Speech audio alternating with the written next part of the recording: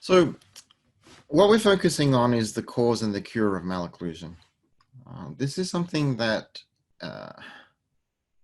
has historically been a non-issue. We've always focused on the theories and the practice that this is a genetic issue.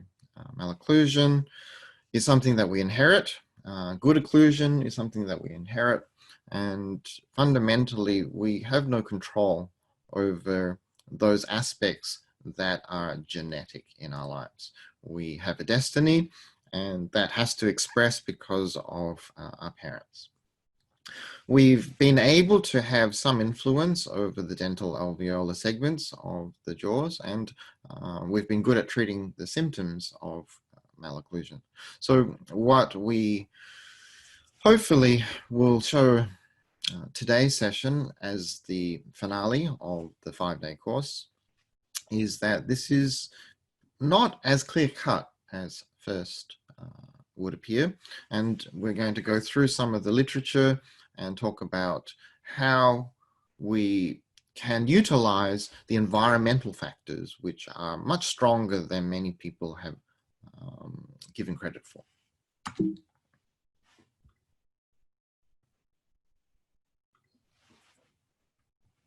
So we're going to talk about today's article, the article by Dr. Sandra Khan, along with myself and Professors Ehrlich, Feldman, and Sapolsky.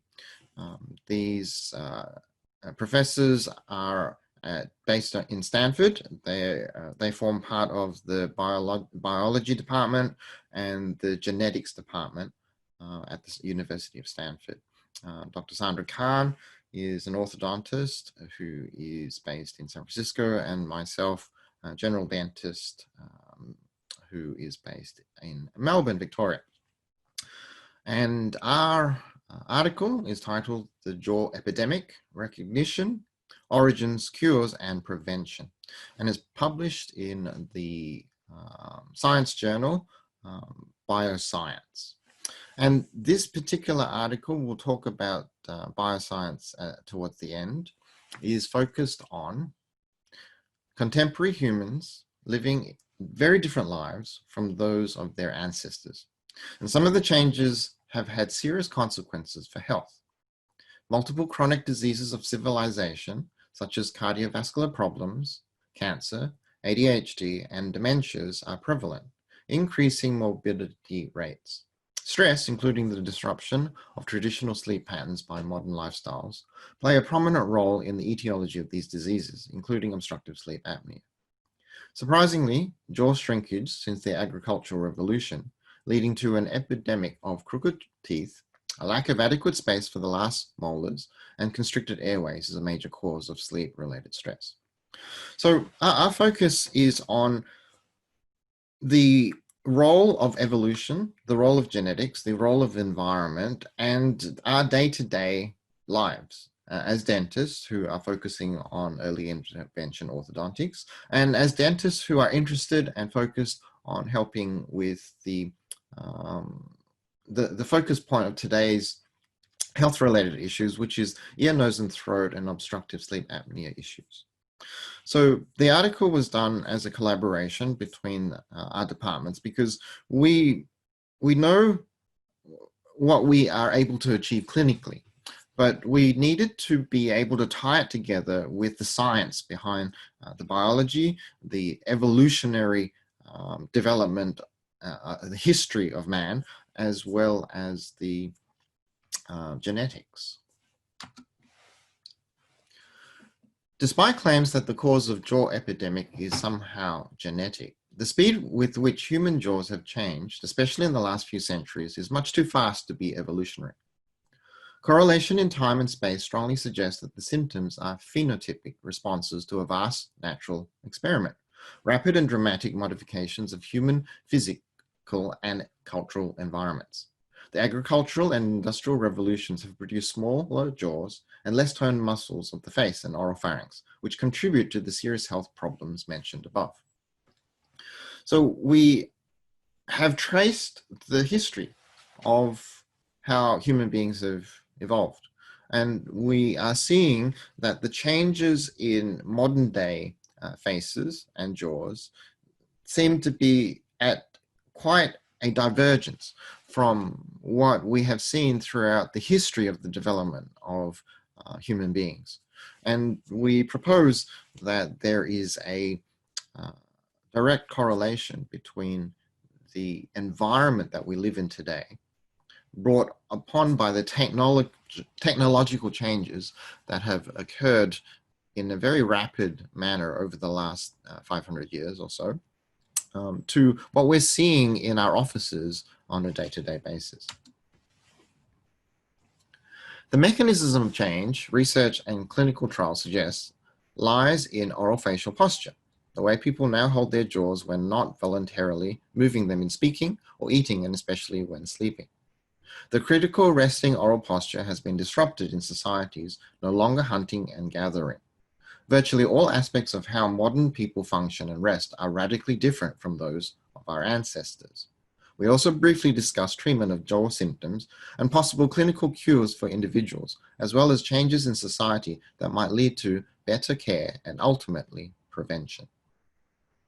So we're trying to figure out where these changes are coming from. And we've focusing on one particular area that we've talked about over the last 4 days, which is the posture, the position that we hold our bodies whenever we're at rest, during the sleep phase of our life where growth and development occurs. We are seeing that the changes in our body rest position has changed radically with the technologies that are now part of our lives. We live very different lives to human beings even 300 years ago, and we want to see how we can correlate that and tie it together with treatment options that might be used from an individual basis as well as a societal basis.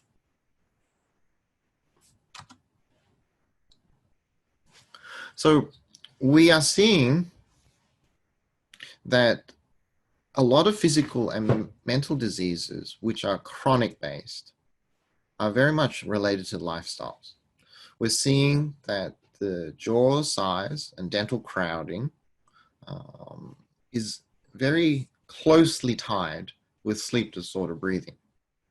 And we know that as far as the science of evolution and biology and genetics is concerned, the changes that we're seeing today relative to the changes that have occurred through the history of human beings over the last 20,000 years can't be explained by genetics, that it is, the finger is pointing towards the environment.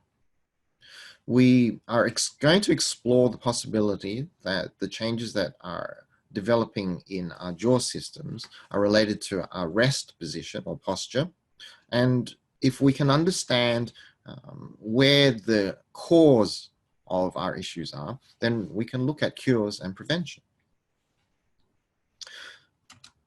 Right, so we're going to break it all down into a little bit more detail. And unlike the previous days of the literature reviews, we're going to interact a little bit more. When I'm going to go through segments of the article, and before I didn't discuss the articles in much depth because they were other people's articles, and it's important for us to make our own decisions.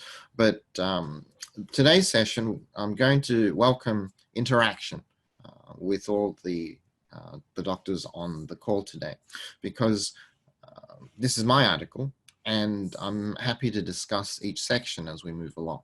So we'll go through about 5 or 10 slides, and then we'll come to a blue section where we highlight key points. And at that point in the discussion, we're happy to take some brief questions.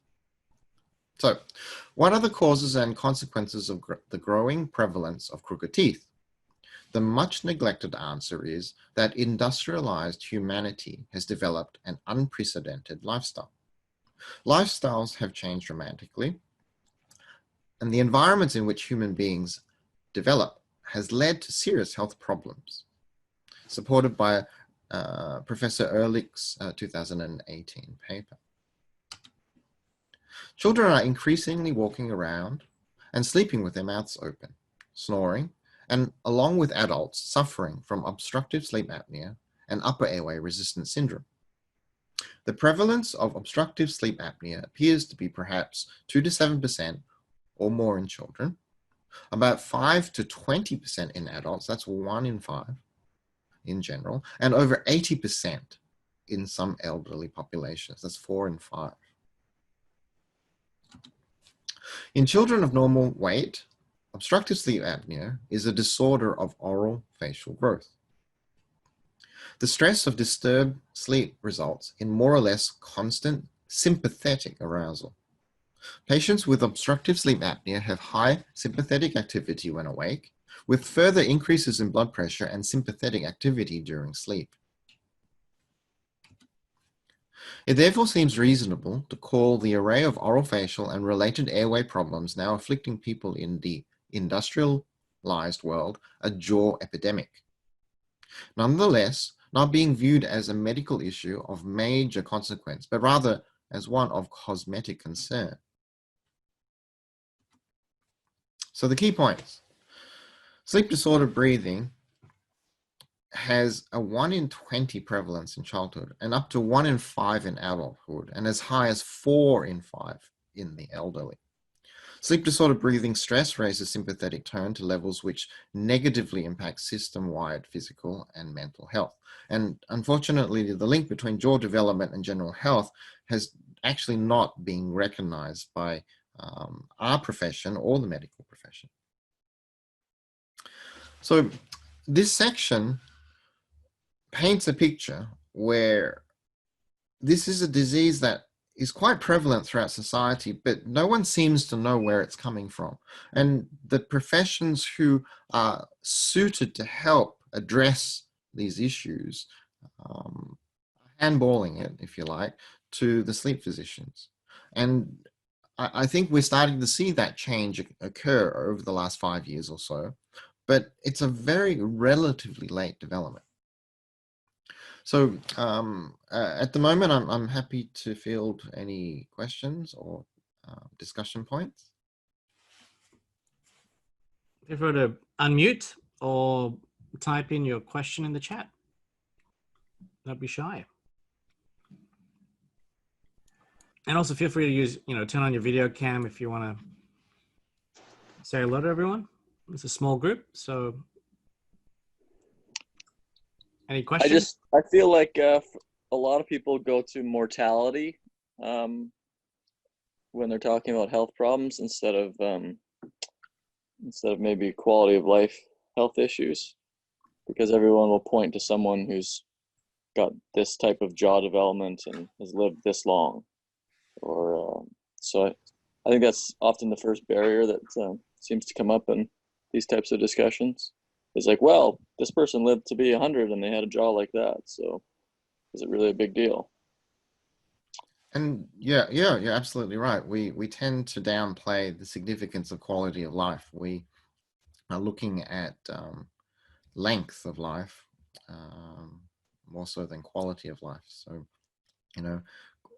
we have the concept that the amount of time you spend with your kids today isn't as important as the quality of time that you spend. And the reality is, we flip that argument on its head just to suit our needs. So we do have a tendency to shrug off responsibilities as a character of the humanity, if you like. And we reframe issues to suit our convenience. And one of the things that I want to show is that most chronic diseases are diseases of lifestyle convenience. And so we'll definitely talk about that. Any other comments or questions? Simon, just had a question with regards to the raised sympathetic tones.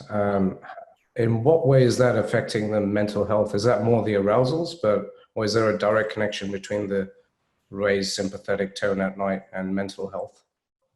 Well, stress is just an increase of the autonomic nervous system. So, you know, we have, if you want, two phases of tone. We have sympathetic tone and we have parasympathetic tone. So fight and flight versus breed, rest and recuperate, feed and breed. So we can't have even a 50% share in those activities. We do need to follow much closer to the ubiquitous 80-20 rule. You know, if we spend 80% of our lives in go, go, go, we will burn ourselves out much faster. There's a time and a place for everything. You know, there's the seasons. The seasons of the earth correspond very tightly with the seasons of all the creatures on earth. You know, there's a winter, there's a spring, there's a summer, and there's an autumn. And we are focused very much on the concept of being active all the time, being busy, you know. Oh, so what do you do? What's your job? As opposed to what we're actually only interested in reality is, how are your holidays? You know, what did you get up to on your downtime? You know, we never lead with how are your holidays. We always lead with, so what do you do? And, you know, in childhood, we learned how to start a race with the concept of ready, set, go. If we look at our lives today, I would say most of our lives are go, go, go. Mm-hmm. There's no ready and there's no set. And if we look at that concept of ready, set, go, 2/3 of it is parasympathetic. Only the last third is sympathetic. And if we don't even get a good quality of sleep at night, and we lose that parasympathetic component, which is 1/3 of our lives, then what chance do we have? You know, summer is nice, autumn is nice, but if it's summer all the time, you know, when do we get to recharge? When do we get the downtime? You know, everyone seems to hate winter, but winter has a role in our lives. We got a question from Brian through the chat. Do you want to unmute Brian and ask, or do you want me to just read it out? I can ask it. Just wanted to know if we know the prevalence of upper airways resistance syndrome in the different age groups. You know, we do, but we didn't break it down into those specifics because this paper is less about the clinical components, more the concept of where does it all come from. But we certainly know that there's a lot of children who are undiagnosed for sleep disorder breathing because we're focused on that, you know, obstructive sleep apnea, which is the extremes, the end points of the bell curves. You know, we tend to look at life as, whenever we're looking at research, we tend to focus on black and white numbers. You know, numbers on the page, black and white, yes and no type responses. But as we all know, life is full of gray. I don't have that specific figure at hand, but it's easily available. All right, we'll keep going because there's answers to some of those questions coming. Origins, evolutionary and environmental causes. The root causes of our jaw problems go back several 100,000 years as the crania of archaic hominoids evolved into those of modern Homo sapiens. That transition included moving to a more global brain case with a shrunken face tucked under it, dramatic shortening of the human jaw, and backward movement of the tongue. Accompanied by a tendency for mouth breathing as our ancestors moved on to savannas and needed greater airflow to lungs to increase endurance for pursuit hunting. Endurance running was important. The shrinkage of the face may have helped to stabilize the head. Human distance runners are obligatory mouth breathers. Significantly, lower levels of general fitness in modern societies reveal why so many people are over-breathing, hyperventilating orally. Oral overbreathing alters oral rest posture. Long face syndrome or hyperdivergent growth results from hanging the mouth open and produces a face with augmented downward facial development and restricted airway development. Changes in habitual posture related to narrowed airways and weakened chewing muscles. Keeping the teeth apart at rest alters jaw structure, a downward and backward rotation of the mandible. This has made the airway more susceptible to blockage or collapse and to choking if trying to talk and eat, swallow simultaneously. But preceding evolutionary changes towards smaller jaws has always provided advantages, such as allowing the evolution of speech with syntax. As all the structures shorten and descend, the physical structure for such speech becomes possible. So the key points. Evolution has selected humans for smaller facial structures and displacement of the tongue into the pharyngeal space. These structural requirements allowed for mouth breathing, a necessary trait in endurance running, fulfilling the early humans' development for pursuit hunting. Smaller facial forms with jaws set down and back provided the optimal balance for the runner's gait and form. Furthermore, the resultant congestion of oral pharyngeal structures necessitated dissolution of the separation of the tongue from the throat through with the profound development of the capacity of the unique beneficial human capacity for speech. So we obviously are focusing on a lot of the negative changes, the crowding of the mouth and the crowding of the throat and the breathing disorder issues. We spend a lot of time espousing the beauty and the benefit of nasal breathing and vilifying the nasty trait of oral breathing. But what we forget is that we have evolved to become oral breathing creatures. We've evolved to have the capacity to suck big air through our mouth. And we have been selected to have that capacity because that's the way we survive. We have very weak physical attributes, but we have endurance well beyond what is capable of most creatures on Earth. We don't have fur or hair on our bodies. We can suck air through our mouth. We can walk and run on as a bipedal mammal. And those characteristics allow us to run other mammals into the dirt. And that allows us to survive. In order for us to develop these very important survival traits, we've had to be selected for much smaller facial form so that we can stand upright. And more importantly, we can have the right inclination for running. Now, a side benefit, which has become probably the most important survival and developmental trait for human beings, is those changes that create the sleep disorder breathing and the crowding in our mouths have allowed us the capacity for speech. And of course, that's probably the most important thing, the unique characteristic, the physical characteristic of a human being.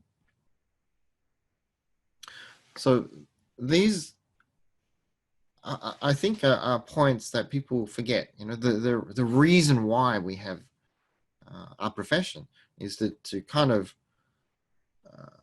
prevent the sliding or the overcorrection that is occurring in human beings. So I'm happy to take questions.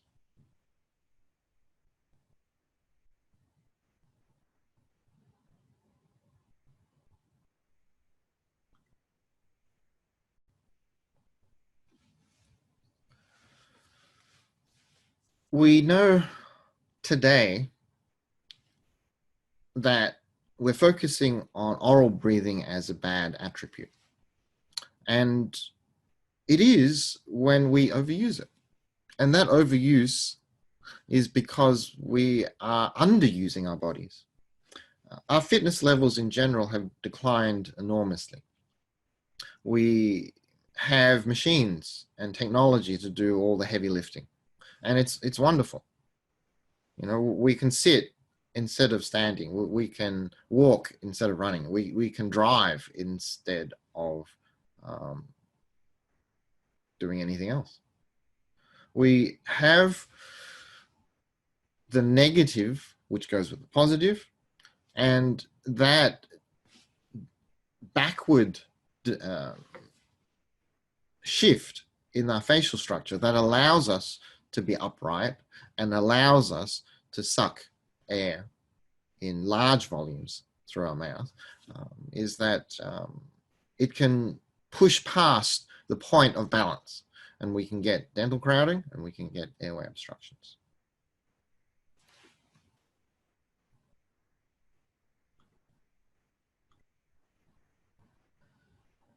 Okay. The original reduction in jaw size that occurred millions of years ago as hominins evolved from ape-like ancestors has resumed over the last tens of generations, moving much too rapidly to be attributed to genetic evolution. Hunter-gatherers had roomy jaws. Malocclusion and non-eruption of third molars were close to non-existent. Pre-industrialized jaws were simply roomier than those of people exposed to modern lifestyles.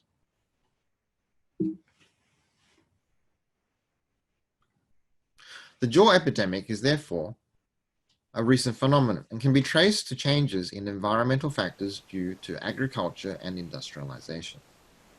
Environmental influences on skeletal growth are largely ignored by the orthodontic profession, which often accepts jaw skeletal development as genetic in nature, although the teeth themselves are recognized as subject to environmental influences.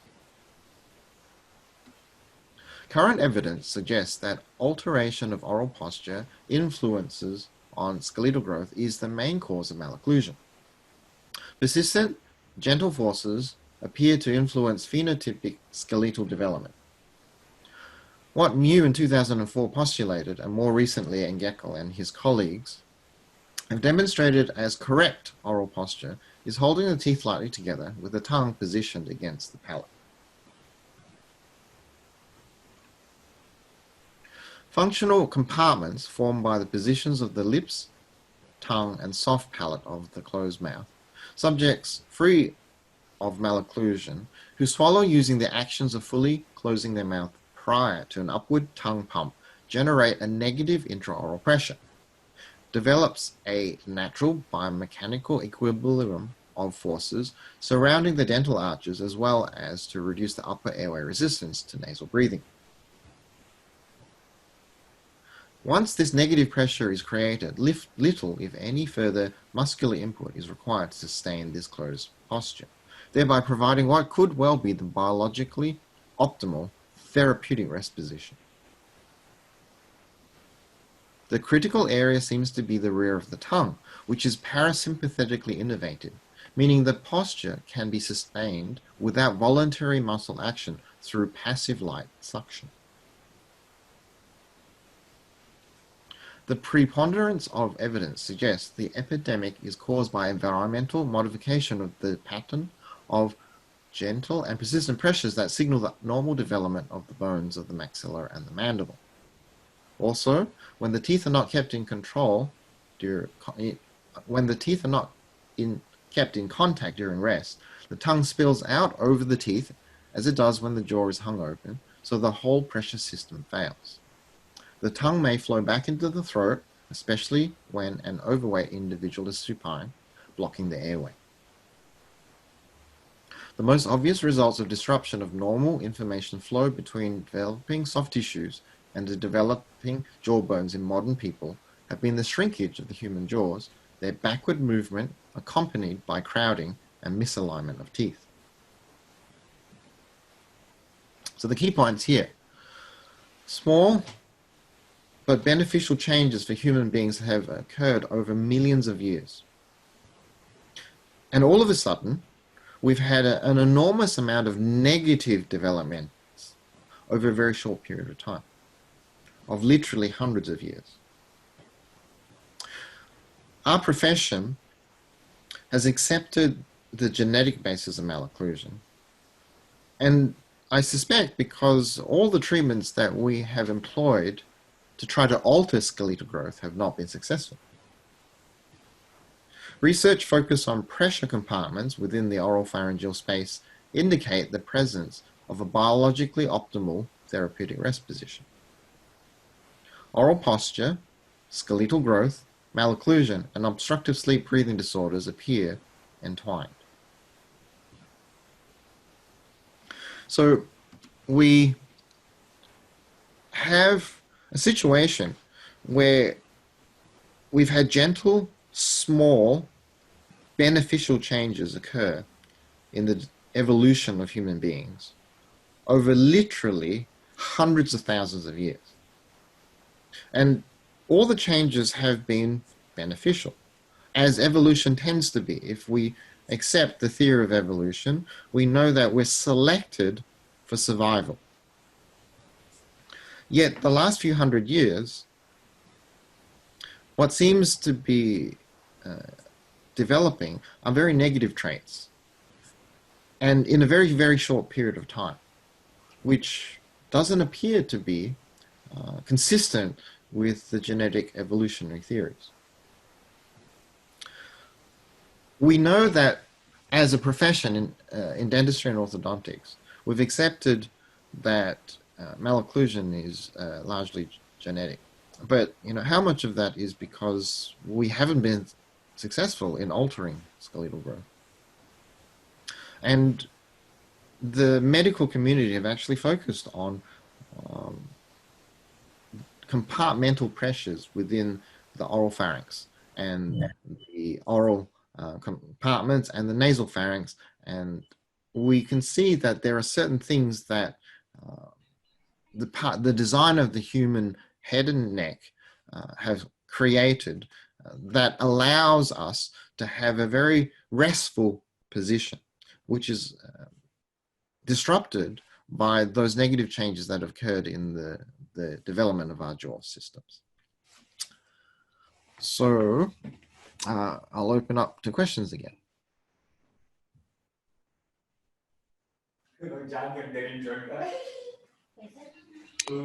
I'm in. Which Sorry. exercise do you think best So developed? Nathan, just one sec. Just want to see who's. If you could just mute out if you're not asking a question. Much appreciated. I'll just mute out. Go ahead, Nathan. Well, I was wondering which exercises you find most helpful for developing that posterior tongue position. If there's one the research that Engel, who's a professor of ear, nose, and throat and max fac surgery in Göttingen, which is a German university, and his focus is that in order for the back of the tongue to be restfully positioned against the soft palate, we have to be largely free of malocclusion, and we have to swallow with a pump action that's a vertical movement, which creates a vacuum effect within the mouth. And that vacuum effect, much like a suction cup on a mirror, creates a negative pressure that keeps all the parts connected to each other and free of collapsing into the airway. And he calls that a therapeutic rest position. Now, one of the things that he did with the orthodontic department at the university there was he found that the people who naturally created this position were largely free of malocclusion. And he found that the people who had malocclusion could not hold a restful closed mouth position. So he created a series of exercises using a device that sucked the air out of the oral compartment, just like you're sucking through a straw. And my exercises were developed without an understanding of his research, but when I found his research, it kind of validated where we were going. And the exercises that create the most upward lift in the posterior segment of the mouth is the GoFex, the finishing exercise, the good oral finishing exercise. And it is the swallowing of the water and the chewing gum challenge exercises. But those exercises are part of the finishing component. The finishing component, which is brought in after we've created the right structure within the mouth, after we've resolved the malocclusion, after we've created a balance within the skeletal relationships. So although people say, well, what's the exercise that we use? The reality is we can't do anything until we have the right structure. So anything that we do when we have a malocclusion doesn't allow us to lift the back of the tongue up. But everything that we do when we have no malocclusion should be focused on lifting the back of the tongue up. And lifting the back of the tongue up requires you to have lifted the front and the middle portion of the tongue. And in order to do that, you have to have your teeth together. In order to do that, your lips have to be sealed. So the sipping exercise, the clicking exercise, the swallowing, and driving the chewing gum onto the roof in the finishing exercises, they're the ones that we would use to help. Great. Another question for you. Do you think anything about palatal tori is suggestive of tongue position? Well, it can, but the tongue is very much a dynamic structure. It's a hydrostat, so it can change shape. And a little bump on the roof is less of an issue than a constriction in the width, or a shortening of the length, and a malposition in being too far down or too far back. So the tongue can adapt to the shape of the mouth. We know that. For sure. I'm just wondering if, I mean, no one's ever been able to say why they exist, I think, but I wonder if tongue position is somewhat formative at all of them. But I think tori are a response to clenching pressures. So it's just the flex of the two halves of the maxilla at the suture. And you get the stimulation of reparative bone at the suture line. That's my understanding.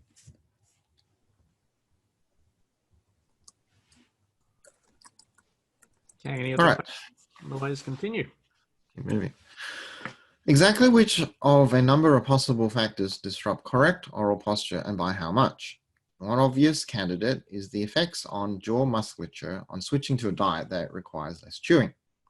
That environmental transition had an impact on the human speech apparatus and spoken language. Our occlusion changed from edge to edge to overbite and overjet over the last 6,000 to 8,000 years. That switch also appeared to foster an incorrect swallow. Incorrect swallowing can result in open compartmental resting postures, which in turn distorts the developing jaw shape. Swallowing properly and chewing thoroughly, which are helpful in keeping the rest, tongue, and jaws in correct posture, prevented hunter-gatherers from developing long face syndrome. Early complex muscle use associated with breastfeeding may be one factor in achieving the muscle tone and pressures that are critical to proper oral posture. It was not until agriculture, and then especially industrialized food processing, created the environment in which correct oral posture was often compromised, that many human jaws underwent rapid shrinkage. Agriculture and industrialization encourage a more sedentary lifestyle, moving indoors where ventilation rates are low and allergens are concentrated, resulting in developed countries having 20 to 25% of children under 5 suffer blockage of the nasal airways in early life. A stuffy nose automatically leads to mouth breathing and reverse swallowing. Aberrant breathing and swallowing as a consequence of infection, bacterial or viral, gastroesophageal reflux, adenoid hypertrophy, smoke, asthma, and allergens in early childhood affect adult jaw structure. Pollution has also contributed to increase in the frequency of allergic rhinitis as have processed and readily available foods in the human diet. Another possible contributor is premature spoon utensil feeding before a child's normal developmental system is ready for transition to adult swallowing. Weaning is critical to transition from the immature baby swallow to the adult swallow, and the method of food delivery is important in swallowing. The only way to eat from a spoon is to slurp from it. Spoon feeding too early does not lead to proper transition to mature swallowing. This is not an infantile or adult swallow. Instead, it's an aberration. Why most of the food ends up on the face when spoon feeding a 6-month-old. Spoon feeding became common during industrialization. The main time our jaws are at rest is when we are sleeping. If the posture hypothesis is right, function exercise will change the shape of the jaw, but only posture will allow for coordinated growth. How people sleep very differently from the way our primate relatives and hunter-gatherers slept, mostly on the ground, not in beds, on their sides, and without pillows. That had many postural advantages, including encouraging keeping the mouth shut. Eating has a great impact on jaw form. The effect of loading bone with heavier mastication appears directly to affect the density and size of the structures. Both human and animal studies have reported the effect of food consistency on orofacial development. However, without considering the effect of posture, it's difficult to determine the influence of chewing on the form and balance between the jaws. Hypothetically, evolutionary and then environmental steps to explain the origins of jaw epidemic. 1. A shift to ground sleeping and a change of sleep posture. 2. Mouth breathing for endurance running. 3. A hunter diet reduced chewing and altered swallowing. 4. Smoke-induced respiratory distress. 5. A change in mouth resting posture. 6. A change in facial development and a reduction in jaw size. 7. Development of speech. And 8. Post-agricultural changes in living environments.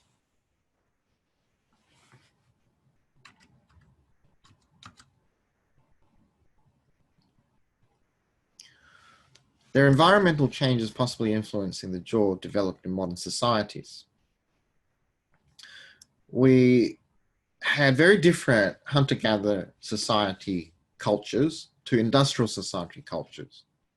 In the hunter-gatherer societies, we had a long period of breastfeeding, up to 4 years of age. Obviously, no bottle feeding. We weaned straight away to an adult diet. We had chewy foods, which encourages a proper swallow through increase of salivation, improving the commencement of the digestive processes. We had a much smaller population density with less viral transmission and fewer stuffy noses, which we see today, right now. Right? Where are the higher concentrations of COVID, right, in the big cities? Much time spent outside, less allergen exposure. Sleeping on the ground with the head cradled within your arms and not in a pillow. We sleep relatively exposed to predators or enemies, so snoring was selected against us. Body nasal breathing and general posture was maintained, and we had active outdoor lifestyles. Our mouth was closed, we were nose breathing, and we had a tongue to the roof because we had big jaws. In industrialized societies, we had very short periods of nursing, and we had less early muscular development. We shifted from bottle to spoon feeding and use of pacifiers, which alters the development and the actions of the jaw and the mouth systems.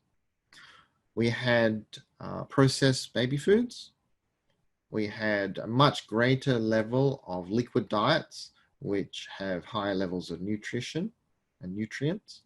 And we seem to bypass the need for chewing. We had very high concentrations of populations where we had a lot more nasal congestions. We tend to spend less and less time outside and more time inside. We sleep on bedding and mattresses, and we have soft pillows for our heads. And we have security technologies, which means that we can sleep soundly without fear of danger if we make noise. The posture is left secondary to our comforts, and we tend to have a sedentary lifestyle where we focus more on our entertainment than we are on our capacity for physical action. Genetic causation. The overall failure of the dental community to understand the jaw epidemic is partly because of most of the theories accepting genetic changes as the main or underlying causes.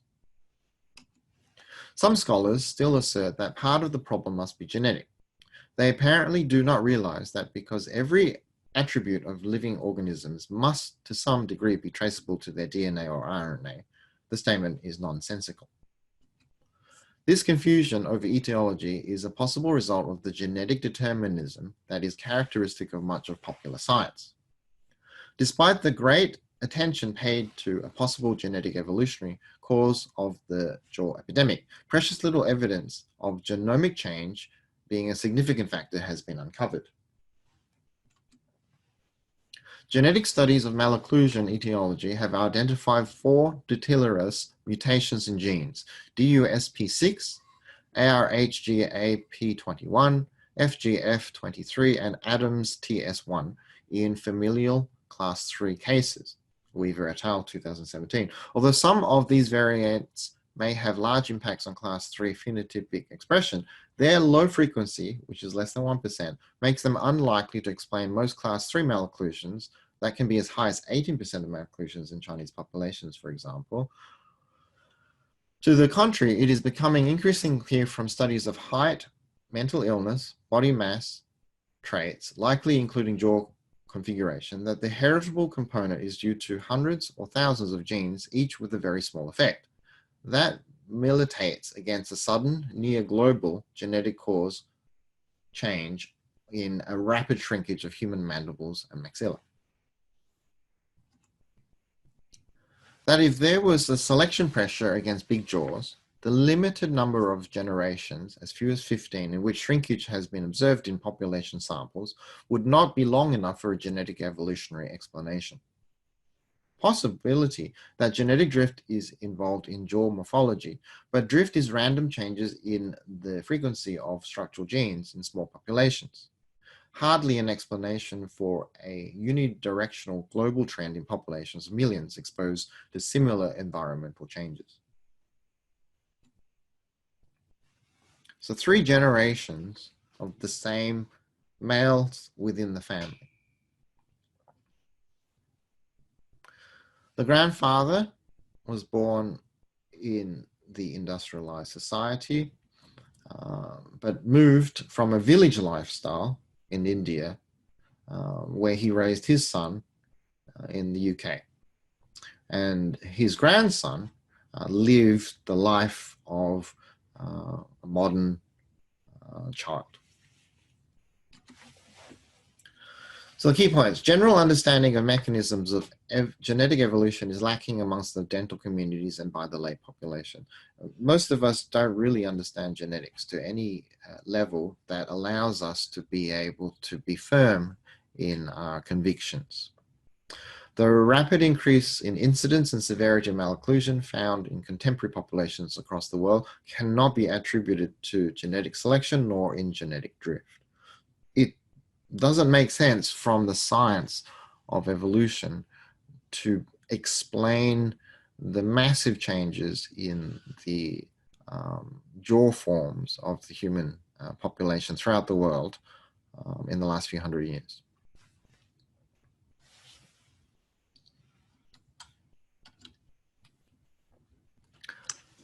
questions?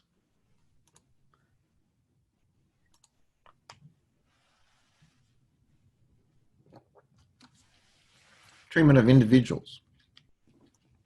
Prevention is the ideal solution for parents of children with jaw developmental problems.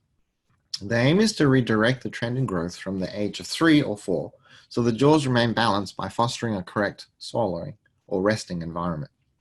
To date, there are almost no treatment approaches that aim for the prevention of jaw developmental problems. No early intervention approaches have been proven to change skeletal growth patterns to any clinically significant degree.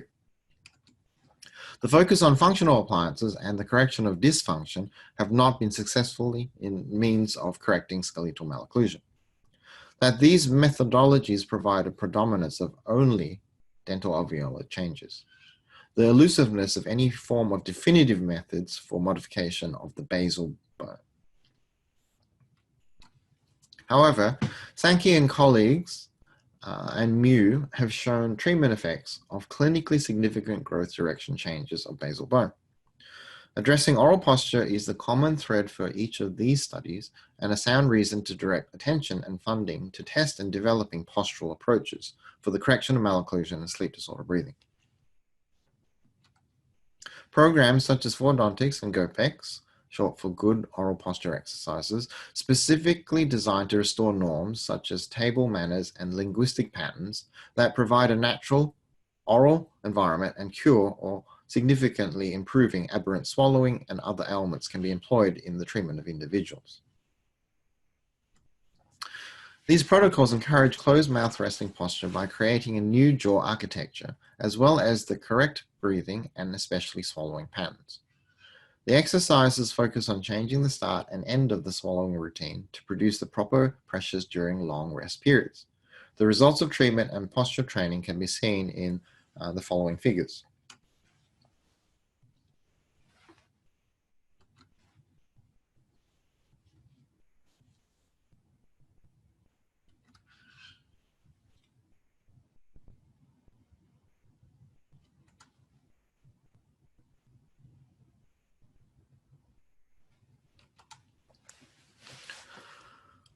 Prevention is, of course, the better cure, and functional approaches have little impact on growth beyond the dentition, and postural approaches are less widely researched but show promise for redirecting skeletal growth. We don't focus on prevention because we don't know the cause and don't believe that there's a cure, of course. All our approaches up until present, the predominance of treatments over the last 100 years have been functional approaches and orthodontic approaches. And we found very little reason to believe that we're able to influence skeletal growth.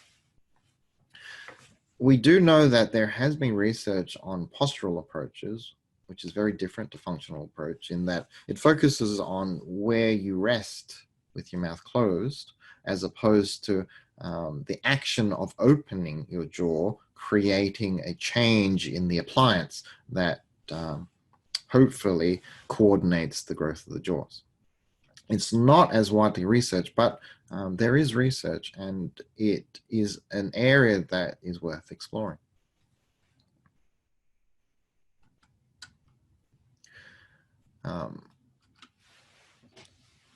The cases that are my cases on display we'll go through in more detail at the end of the session.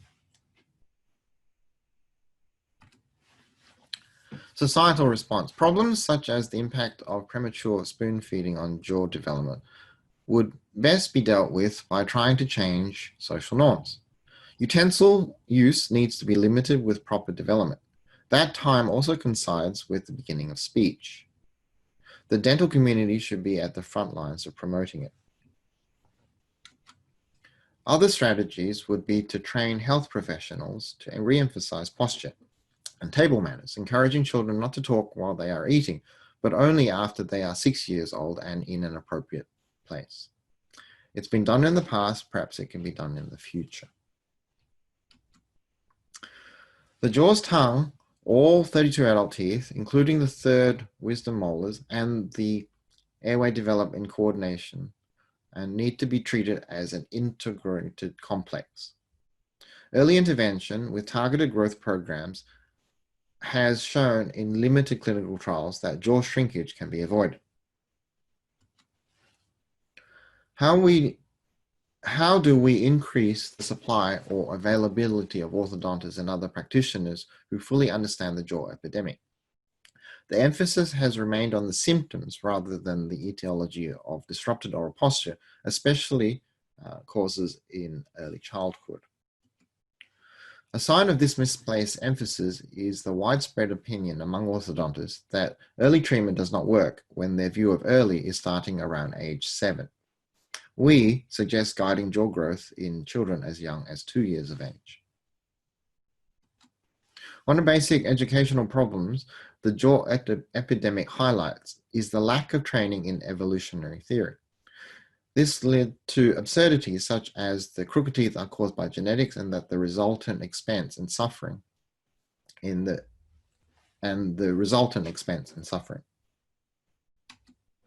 We see the future of dentistry as tied to medicine and science-based. Efforts must be made to increase substantive training experience in general internal medicine and biological sciences, especially evolutionary theory, for dental students. Eventually, they should play key roles in the orthorhinopedic teams that will help guard the health of young Homo sapiens. Spoons and speech are technologies of the modern human that influence how we grow and who we become. Tempering the overuse of comfort technologies gives balance in our physical, mental, and spiritual developments. What we do with what we are given balances the nature-nurture equation.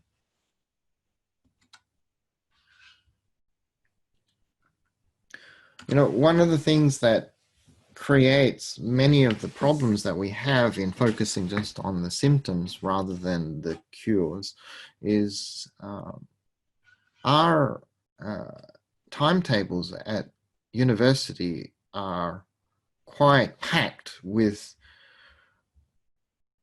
focus on technique. You know, there's so much to learn. In undergrad dentistry, in postgrad orthodontics, we really don't have a lot of time to focus on less practical, less pragmatic components of learning.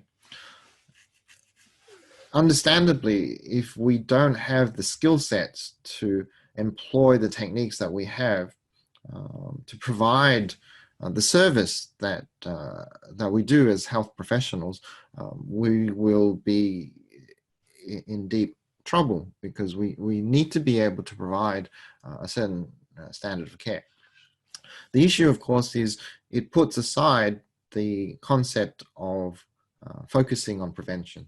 And because our efforts in the past have been unsuccessful in making basal bone changes in growth and development, we've just sidelined it. And what we're trying to do is we're trying to help people understand that it is important, that we do need to have a more global view of the human body, and how we become who we are has a huge impact on how we look after our children so that they can become the people they want to be rather than the people that seemingly they have been predestined to become.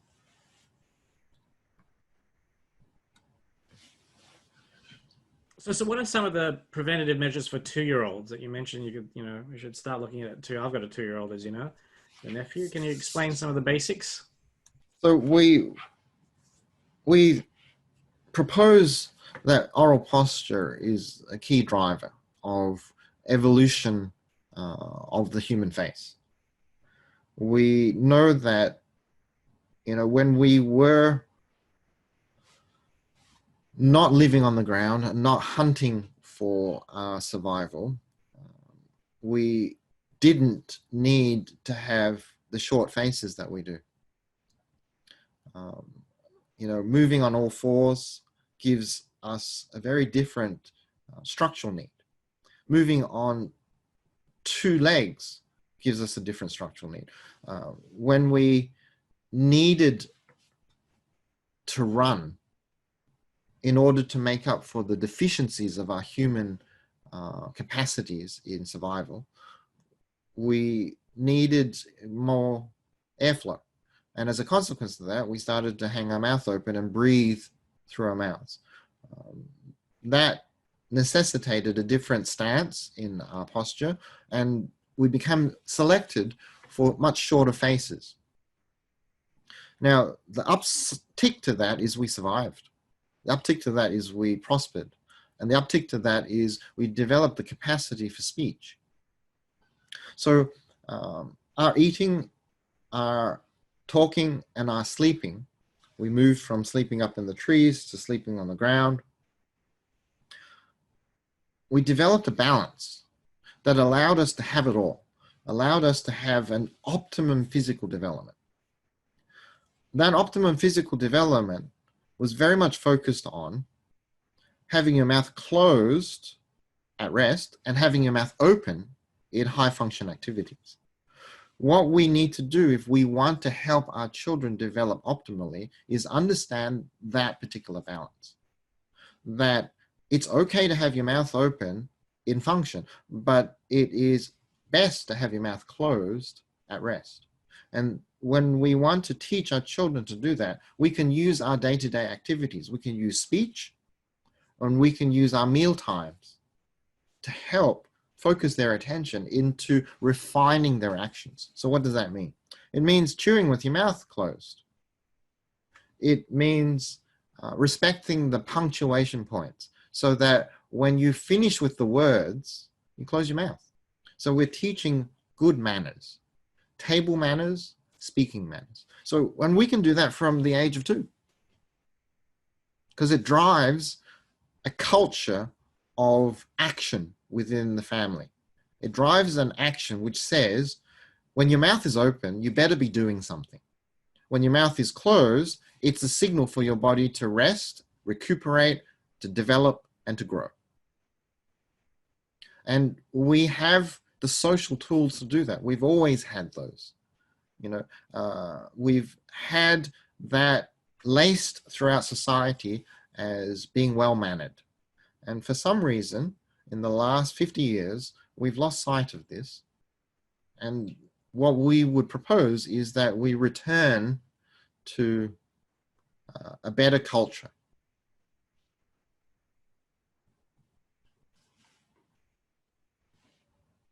So as a parent, I should just be more observant of whether my son's chewing with his mouth open, when he's resting, sleeping, making sure his mouth is closed. Absolutely. So we want to make sure that we're not creating a bedding environment that creates a terrible posture. The harder the ground that you sleep on, the better your posture will be because you're finding the comfort point. The softer the mattress, the less you need to worry about how you hold your body. You're letting technology cradle you in whatever position that you end up in. When we are focused on table manners, then we are looking at not, making a mess. And our mouth closed when we're eating creates a cleaner environment. When we are speaking, if we learn to punctuate our sentences and to respect the silence that gives our speaking partners the ability to interact, then we improve our communication as well. Manners.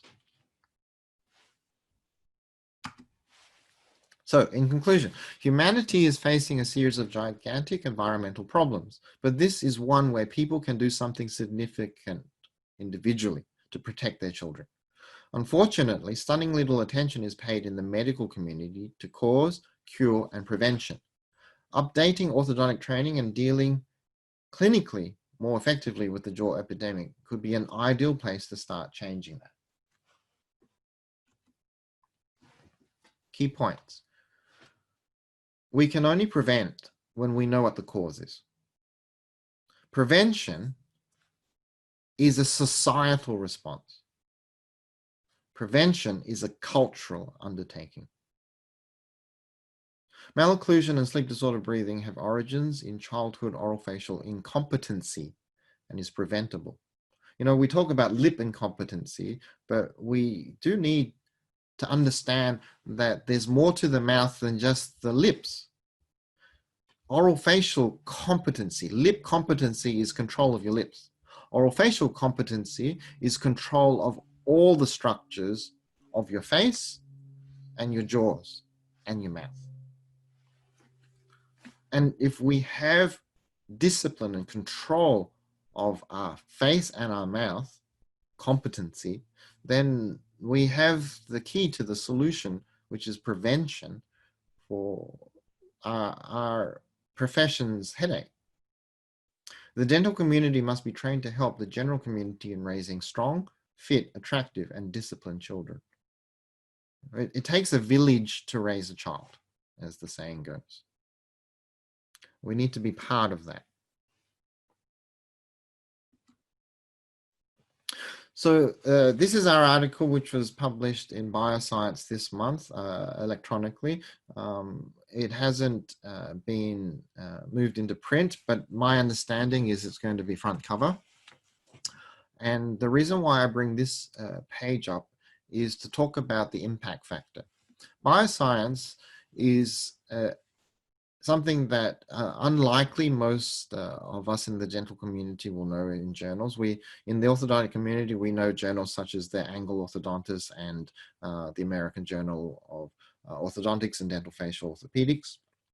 And we know that those two orthodontic journals are top tier journals, very respected in the dental community, and the ones where we accept that published papers in those journals have impact in the orthodontic community and the dental community.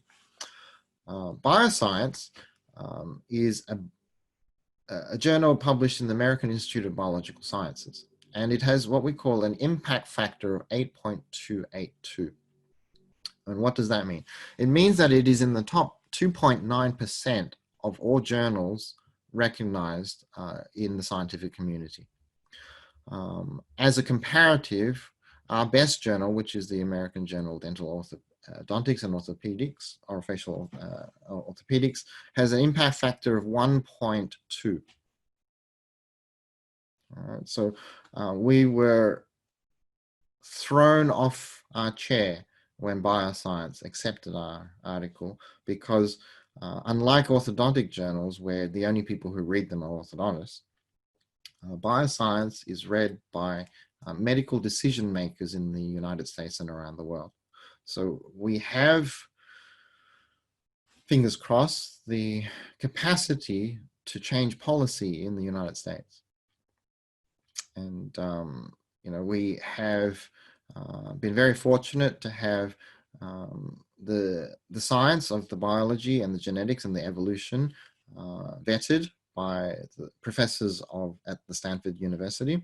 And we feel that this paper that Sandra and I envisaged many years ago will have significance in the world in the future. So we're very pleased to share that with you. So I will actually share the link with everyone so that they can download the article itself. I've already shared that link a couple of times. Wonderful. Right, yeah, so we'll include it in the recording page as well. Anyway, so